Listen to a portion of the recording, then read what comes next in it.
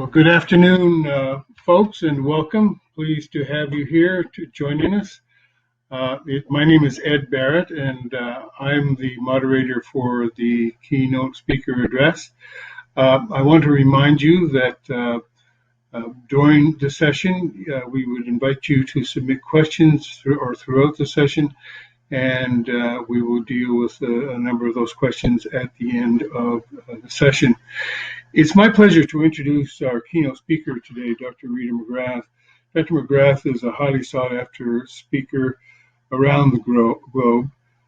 She's the author of a number of books, including the bestseller, The End of Competitive Advantage. She's a frequent contributor to a number of publications, including Fast Company, the Wall Street Journal. And with that, I'll turn this over to Rita. Well, thank you, Ed, and thank you, ICD, for inviting me. It's a pleasure to be here with you virtually, although I'm very sorry I won't be in Halifax to share some time with you. What I thought I'd share is some perspectives that I think are quite useful for board members to think about as you think about what you should be expecting from your management teams, what you should be thinking about as you think about the next wave in this inflection point that we're all going through. So I thought I'd start off with just defining what an inflection point is. And my most recent book, Seeing Around Corners, was very much around this whole idea of strategic inflection points. And I draw on the work of Andy Grove, who published a fabulous book back in the 90s called Only the Paranoid Survive. And what he talked about as a strategic inflection points is a 10x change in something about your business that changes the assumptions on which your business was based. So if you think about it, any business is born at a particular point in history. It has things that were possible at that point and things that were not. And what an inflection point does is it dramatically changes the nature of that set of constraints that you're operating under, or opens up a set of possibilities for what you're operating under. So if you take something like YouTube, for instance, I mean, when YouTube was first commercialized, corporate leaders all over the world were not saying, oh my God, this thing is going to render media empires obsolete and it's going to change the nature of television and it's going to be the future of entertainment and people are going to be able to make a living, shooting silly videos of themselves. No, everybody when it first started thought about YouTube, cat videos. It still is largely cat videos. And so I think what we have to remember about inflection points is that in their early stages, they often don't reveal themselves. Now, the current COVID crisis obviously has changed so much about what we assumed would be the case in life that I think now we really need to be moving our attention to, okay, it's upon us. And how do we organize things so that our business can be taken to new heights and that we don't go into the trough that an inflection point can create? So how do we get around our own blind spots, as it were? So I think the first principle that's really important as a board member to remember is that any kind of information you're working with has three possible variants. The first is lagging information. These are lagging indicators. The information could be great information, but you can't change it. So most of the financial information that we use, even records about the crisis, were a month or 2 months out of date as we were trying to make decisions about the crisis, trying to decide what to do. So lagging indicators, there's nothing wrong with them, but they don't really tell you what's coming. Then we have current indicators, and current indicators are things like your employee engagement, your net promoter scores. They sort of tell you where you are right now. And those, again, very useful, but not really telling you very much about the future. They're telling you about today's state. The hardest kind of indicator to get a hold of is leading indicators. This is information about the future. Now, by definition, the future hasn't happened yet. And so the information that you can get about the future is often qualitative, right? It often can't be quantified. It often requires judgment. It often represents a future that reasonable people can disagree about. And I think that's one of the things that makes these leading indicators so interesting. And one final thing about leading indicators is a measure of their worth is not, did they predict what was going to happen? And just to illustrate this, remember back in the 90s, computer programmers all over the world realized that to save expensive storage space on digital systems all over the place had been published with only 2 digits as the year. And come the year 2000, computers all over the world were going to think it was the year 1900. And if you remember, the predictions were very dire. Airplanes were going to drop out of the sky, and nuclear plants were going to become unstable, and we should all move to Montana and stockpile wheat. And of course, so the big moment comes, the year 2000. What happens? Nothing happens. Why did nothing happen? We took the early warnings really seriously. And there are a lot of critics right now who say we had plenty of early warnings that something like this pandemic could happen.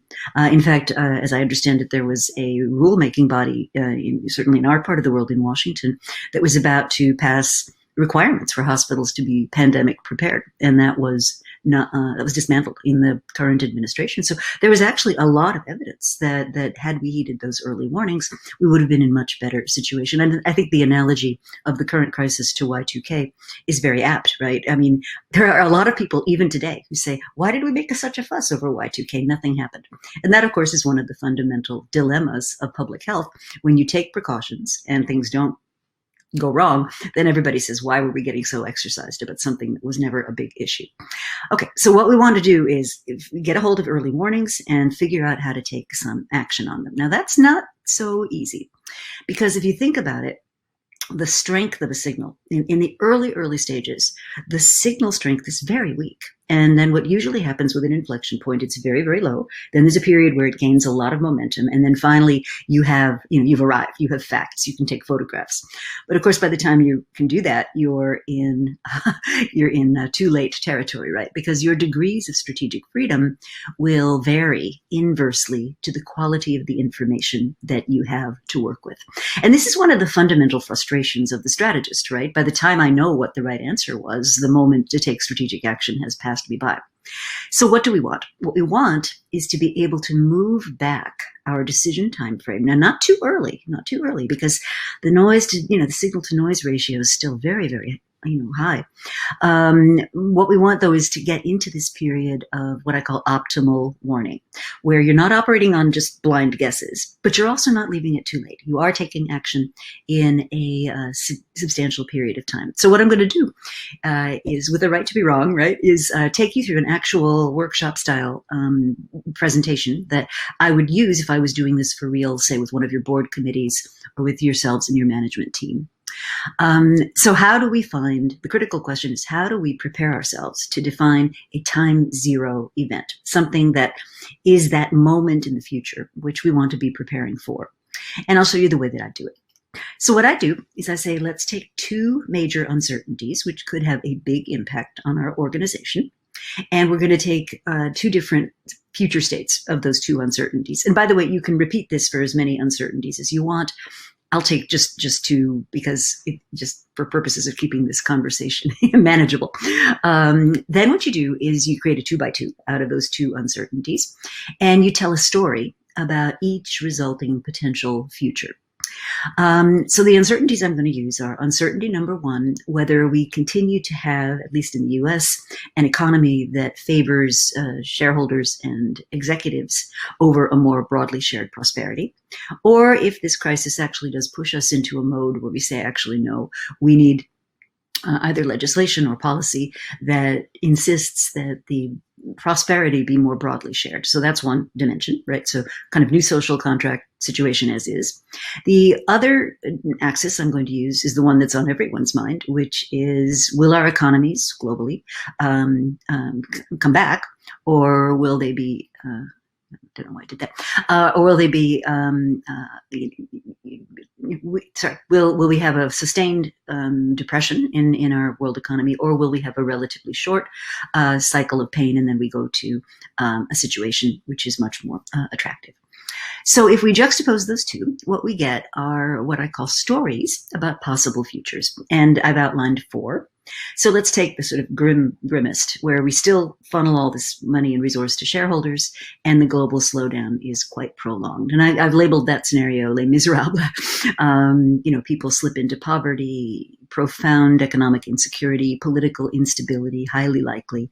Conflicts over resources, water, funding, clean air, become more and more intense. So that's kind of one scenario. Moving to the lower part of that grid, we now have the same sort of shareholder value, but the economy bounces back. And in that world, I think we kind of just see more of the same, right? It's rinse and repeat of the last 40 years, declining middle class, people with tremendous amounts of job and health insecurity, not a great situation. Now, moving over to the right, we have a different view of, call it stakeholder capitalism. That's what the Business Roundtable has called it. So stakeholder capitalism and prolonged global slowdown.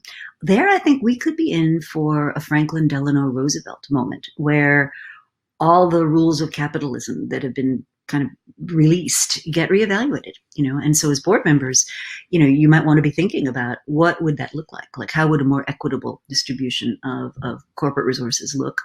And then, and the word I would use there is Franklin Roosevelt's Rendezvous with Destiny. And let's say the economy bounces back, but we have more broadly shared prosperity. That would be, I think, quite a desirable state for the majority of people. Now, I do think it's important to remind everyone that when I talk about future states, you need to make a big distinction between what you'd prefer to see happen and what you predict might happen. I have my own view about what I'd prefer. You probably have a view about what you'd prefer. But I think it's really important not to let your preferences get in the way of what you're predicting. And I, for one, have been absolutely stunned at the number of, future prognosticators who've said, oh, this economic crisis is going to lead to all this good stuff. We're going to have gender equality, and we're going to have, we're going to see the end of racism, and we're going to see, all these things, right? And yet evidence suggests that that there a lot would have to be in place for many of those outcomes to not come true. Okay, so we got our stories. Now what we do is we create a headline that would represent that story having actually happened. And that's going to be your time zero event. So in that first case I talked about, the headline is, why economic insecurity leads to collapse, right? Why economic inequality rather leads to collapse. And that's that political instability I was talking about. Headline in the second case is, extreme poverty returns, because we're not, we're just sucking more and more wealth up the food chain. It's not getting shared. In the kind of global slowdown stakeholder capitalism case, we've got the Rendezvous with Destiny, which was Franklin Delano Roosevelt's very famous speech that he made in the Great Depression, basically justifying removing a lot of corporate assets from private hands. He said, this is economic tyranny, and we're going to have to rethink it. Now, of course, it was interesting because Roosevelt he came from a very wealthy class. And so his fellows, absolutely hated him. They called him that man in the White House because he basically took assets away from wealthy people to distribute them more broadly and create the foundations of some of the social benefits that we have now. And then if you look at the Great Society 2.0, which is economy bounces back, more shared prosperity, those are all possible futures. Now what you can do is you can say, okay, if those are the four possible futures, and by the way, these are all real headlines, and these are all real possible futures. Nobody in this conference knows where we're going to land. I have a point of view about where I prefer we land, but that doesn't mean I think that's where we will. And I think each of these outcomes is plausible. The decisions that people like you, people in power, people with influence make over the next weeks and months are going to fundamentally determine which quadrant we land on. But these are all plausible. So what you would do is you would say, okay, for that given time zero event, let's work backward. Right. So let's say I was examining the case of the sort of Rendezvous with Destiny. So prolonged global slowdown, stakeholder capitalism returns. What evidence could I look for now that might suggest that's the future that we're headed for? Well, I think you've got some very interesting early evidence. You got, for example, in the U.S., you've got Labor is beginning to assert itself, and public opinion is beginning to say, wait a minute, these are people who are poorly paid, badly managed, have horrible jobs, but they're asked to put their lives on the line on a daily basis with inadequate protection from their employer. Well, if you think about it, it's a lot like the recognition back in the Great Depression that coal miners were putting their lives at risk for, working incredibly long hours and 6 days a week and so forth. So we're starting to see early versions of that. We're starting to see some limitation of the power of tech giants. So, for instance, Amazon has had its ambitions trimmed back in countries like France. We're starting to see, weak signals. Again, but that's what we want. We want weak signals that are early warnings, and then we want to construct sort of a time frame that says, okay, let's look at where these things are going. So, if I were to sort of map that out, right? If I map out the Rendezvous with Destiny model and we look at today, right, and we're looking at a very short time frame, right? So I'm saying January 2021. Let's assume that was the time zero we'd be looking for. And I won't go reading through all these, but what you could start to map out is 9 months before. We can see these things starting to happen now, 6 months before, 3 months before, and so on. And of course, one of the major uncertainties for us is which way the politics is going to go. And that we just can't predict at this point. But you could lay out a scenario which would take us to that kind of rendezvous with destiny moment. So that's how you do it. You fix on a time zero event, work backward into what the indicators would be. You find your time zero event by mapping out a couple of uncertainties. And you could do this for several if you wanted to. And then work backward into, okay, what should we be looking for that would be evidence of this outcome rather than that? I think it's very practical, and it can be quite quick. You don't have to spend days and days and days on this exercise.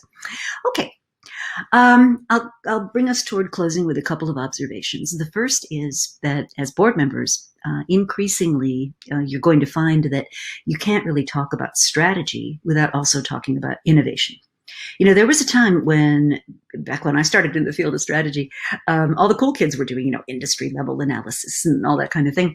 And today, because I think competitive advantages have gotten shorter, what we're finding is innovation, the process through which we replenish our competitive advantage, through which we, increase the sources of future vitality.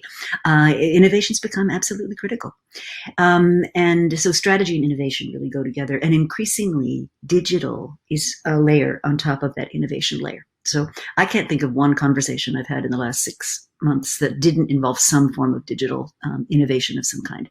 So I think just bear that in mind, that you can't just separate out these things. They really are kind of mushing together in a very interesting way. So just some concluding thoughts. Most inflection points come gradually, early warnings, preparedness, and then suddenly. Blind spots can come from your past success. So what used to work, the recipes you relied on, don't work so well in every case. Most of the indicators you have to work with as board members are lagging, unfortunately. And so I would really push your management teams to make sure they provide you with at least some indicators that are future oriented. The strength of a signal is inversely related to the ability to change it. And it's really not about preparation. It's not about prediction, but being prepared. And then finally, I think the last encouragement is you really can do this. You can systematically identify early warnings. And I'll look forward to seeing how this all works in the questions. So if you would like to dig in more, my email's freely available. If you want to ask me questions, that's great. I'm on Twitter. I'm on LinkedIn. I have a YouTube channel. I've got all that stuff. So feel free to pop in there. I also have a website called ritamcgrath.com with tons and tons of content on it. And a new thing I'm doing this year with the pandemic upon us is every Friday I have a fireside chat with somebody I think is just a really interesting person to learn from. And it's very informal. And we talk about what's on their mind, often their latest work or what they think is happening in the pandemic or so forth. Totally free. So feel free to join me there. And it would be great to see you. So with that, I will turn you back over to our hosts. We've had some questions come in. The first one is, in your opinion, what do you think is the next event around the corner? And what advice would you offer to organizations undergoing a strategic review at this point in time? So, I don't have a crystal ball any more than anyone else does. What I do think we're getting to now, though, is a stage where, we've figured out we can't hide under a rock any longer. And so what I've outlined to a lot of my clients and the companies that I work for is essentially a 5-step process for what they need to do about their portfolios. And I'll just briefly go over it. And if you want to dig into any part of this, I'm happy to do that. First step is you really need to do a portfolio review, because in good times, and we've had 10 years of good times, there's a lot of stuff that accumulates. It's kind of like your closet, right? There's projects that are sort of zombie projects. There's lines of business that just are not really doing what you'd hope they would do. So you need to do a really thorough kind of portfolio review. And then, and the way I do this is just make a list of all the topics. The second step is to revisit your strategy, because chances are whatever your strategy was 6 months ago is not your strategy today. And out of that, what I then do is I derive some strategic scorecards. And a scorecard is just basically a way of identifying which elements of your strategy you're going to, in effect, grade your portfolio activities. And you go back to your portfolio, rank order them by the scores, right? Highest to lowest. And what that's going to give you is some candidates for what I call disengagement. Some things that, you could use your resources better if you took them out of those things. And then with those resources, the next step is to now pivot to the future. So now what you're doing is saying, okay, we've got some resource that we've preserved or we've found or we've extracted. Let's now go look where our opportunities are going to be present going toward the future. And then the last step is to really plan for those in a very learning rich kind of way. Thank you, Rita. What are you advising boards with respect to how they not overwhelm management at this time with all of the need to look around the corner, but dealing with the crisis and getting the company back? Sure. Well, I think there's levels, right? So there's a sort of Maslow's theory of needs, a level of how boards want to get involved. So at the sort of survival level, obviously, you have to make sure you're dealing with your employees safely. You have to make hard decisions about what are we going to continue to do when there's no revenue coming in.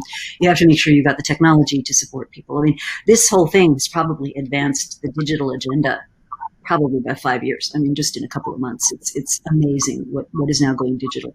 But you can't let management teams wallow in that forever, right? There comes a point when, that's got to be kind of behind you and you need to move on then to let's think about the future. I mean, my advice would be to ring fence it. Like, don't be calling them every 15 minutes, obviously, but definitely make sure there's some time on the calendar, maybe a weekly touch base or a weekly catch up, where you say, okay, immediate crisis, got it, but let's think about what the future may hold. And if you look at the firms that are making these really interesting pivots, like Xerox going into protective equipment, who knew? And other large organizations that are actually finding opportunities in this recession, it's because someone in their governing bodies, kind of said to them, let's look at where there are opportunities and not so much the past. One thing I would caution you against is don't suddenly decide that innovation is the thing that's going to get cut. In fact, I was just on the phone yesterday with a group of innovation leaders, and they were, their concern is that it's easy to cut innovation, right? Because it's not producing current ROI, it doesn't contribute to the current crisis. We have no way of predicting when it's actually going to come through. But research very, very strongly suggests that firms that make it through some kind of business setback and have kept their innovation program going are able to access much brighter opportunities once that's behind them. And the thing about innovation I really want you to remember is it's path dependent. So if you cut it off, right, it's not easy to just flip a switch and turn it on again. There's a whole set of processes that have to be reinitiated. So, think very, very hard before you sort of end that function in your organization, even though I know it may seem kind of, not directly relevant to the crisis of the moment, but that's kind of the point. You want it to be relevant to the future. One of the challenges with your model seems to be that there are so many plausible scenarios to look at, and much risk analysis looks at likelihood and impact of risks. How do you bridge those two approaches? I would say there's no harm in using a couple of different ways of looking at the future. I think the thing that you want to be so a couple of things that my model tries to solve for. The first thing is that when you look at an organization that got itself into deep, dark trouble, so BlackBerry, let's just say as an example, and you talk to people who have worked in the company at that time, they will tell you. They will tell you they knew. In fact, talk about Nokia, the company I worked with for years. And I got an email from a person in Nokia who I really respect talking about what they'd done with their new ventures organization. Beautiful example of how killing off your new ventures group can really hurt you. And he basically said, look, the textbook creation of what they call their NVO, the new ventures organization, had been, they did so much right. And new guy comes in, financially driven, says, no. Now, any project that goes into there has to have a net present value calculation, and you have to give me an ROI. And basically, they shut down all the innovative things that Nokia knew how to do. And so 2006, I get this note from my friend basically talking about this. So early warnings, blaring red warning, warning, this is not going to be good. 2007, Olli-Pekka Kalasvuo, who's the CEO at the time, gets his picture on the cover of Forbes magazine. And the headline is, 1 billion cell phones. Can anybody catch the cell phone king? This was November of 2007. Now, 2007, iPhone had just been announced that year. Android had been commercialized that year. I mean, the writing was on the wall, and Nokia could not respond. And eventually they fell back on the excuse that, well, our manufacturing capability in places like China and Africa is going to be what saves us. Eventually went into a, sort of forced shotgun marriage with Microsoft. And eventually the entire handset division was let go. But you could see it in 2006. So why am I telling you this story? Someone in your organization right now has access to a vital piece of information that could teach you something about the future, but you don't have an organized mechanism for talking to that person. So what I'm proposing with this framework is if you work backward and you outline what the indicators are, then what you can start to do is have a cross-company, cross-function, and to ask the question, who would know about this? Right. So if I'm interested in, my rendezvous with destiny's scenario and thinking about what it means for my business, I would ask the question, who would know something about this information? And then maybe once a week, you have a quick phone call and just run through what's new. What's happening with these indicators? Has anybody seen or heard anything that's new? And it gives you that reach into the organization, which all too often is siloed off. People are not talking to each other, but I promise you somebody sees it early. Do you think there are inflection points today regarding employee management? For example, working from home, work flexibility, compensation structures. Are we at a similar inflection point around those things? I think, it's one of those questions. It's like some yes, some no. What's getting a lot of great press here in the U.S. is the statement that was put out by the government of Canada. And the first line of it was, you are not working from home. You are at home in a crisis trying to get work done. And I just thought that was so kind of empathically right, because for a lot of people, this, working from home if you don't have kids underfoot and you sort of are able to work portably anyway, and you have money in the bank, and you don't have to leave, that sounds idyllic, right? It sounds like a staycation. But for a lot of people, it's really not. And it's exhausting and it's overwhelming and it's tiring. So a couple of observations on your specific question. I think the first point is, if I'd asked you 6 months ago, would you all be willing to lay out money to equip all your employees with fast internet connections and make sure that they all had laptops and make sure that, all this stuff was put in place? That investment might have been looked at with favor, but it would not have been at the top of everybody's priority list, right? So come the pandemic, it went to the top of everyone's priority list. And now we've made that investment. And so I think, once you've made the investment, to go back to not using it anymore would be kind of foolhardy. So I think there's a lot of learning that's happening right now about what works from work at home, building teams, communicating, leading, and what doesn't. And so I think, it takes, I believe I read that it takes 66 days to form a new habit. So we're all busy forming new habits. And when things become open again, maybe some of those habits will stick. One thing that I think is really difficult for me to get my head around anyway is what a workplace would look like if people are worried about physically coming to a place and connecting with other people. I was on a call a few days ago with a the CEO of the company that publishes Inc. magazine and Fast Company. And he said, they're into contingency planning now. And he said, it's things like one-way corridors. You can't go up and down a corridor. You'll have to go like one way, and you'll have to have a socially safe distance behind someone so that you're not allowed to speed and walk too close to them. And you'll have to have very strict rules about things like the bathrooms. And, just when you think about what a pandemic friendly or pandemic, that sounds awful, but what a pandemically prepared workplace would be like, we're going to have to rethink so many things that I think the workforce management practices and others will be part of that great rethinking. Many CEOs have developed communication strategies to their boards around results rather than leading indicators. Mm-hmm. And what would you be advising boards to do to persuade the CEOs to communicate toward leading indicators more so than strictly results? Sure. Well, first of all, you're the boss. I mean, the board hires, fires, and determines the suitability of the CEO. So I don't think I don't think that's necessarily something you have to persuade them of. You can insist on it as a condition of their continuing to remain in that role. I would say, you can follow the example of Microsoft, which if you're looking for sort of a really good example. So what Satya Nadella did when he came into the leadership role at Microsoft was he realized his entire senior leadership team were being incented on past results, basically profits, sales, revenue, blah, blah.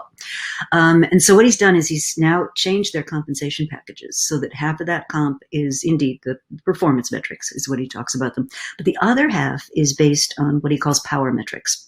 And these are indicators of future success. So as an example, Microsoft's big pivot in the last couple of years has been to go towards cloud services. And when you're in a cloud services business, the business model isn't selling boxes, it's selling usage. Right. And so usage becomes a hugely important predictor of future success, because if I'm using it, I'm subscribing. If I'm subscribing, I'm likely to continue to subscribe. And that's a predictor of future success. Now, what drives usage? And he says, customer love. If customers have to love our products or they're not going to use them, because we're no longer in a monopoly world, right? There's lots of alternatives to what we have to offer. And what drives customer love? Empathy. And so he's been talking to his people about being empathic towards customers and helping them solve the everyday problems in their lives and improving people's productivity. And he's pivoted the whole company around that. So it's a very specific example of an organization that's determined to pursue leading indicators. Well, Rita, this has been absolutely fascinating. I would love to have a longer discussion with you about equitable distribution of corporate resources and what the opposite of that looks like. And you made reference on a couple of occasions that we all have our own preferences and choices, and you have yours, and I'd love to hear what yours are at some point, but we've run out of time. Thank you very much. This has been a totally fascinating discussion and presentation. And with that, I'll turn this back over to Raul. Great. Thank you very much, Ed and Rita. And Ed, I understand that a big storm out in New Brunswick that's impacted your technology. So thanks for bearing through that with us. Rita, some very provocative thinking. Thanks for sharing those ideas. And some of the takeaways, you can't predict the future, but you can prepare for it. And how important it is to be looking for weak signals and early warnings. Some really good takeaways, some great learnings that we can take with us today.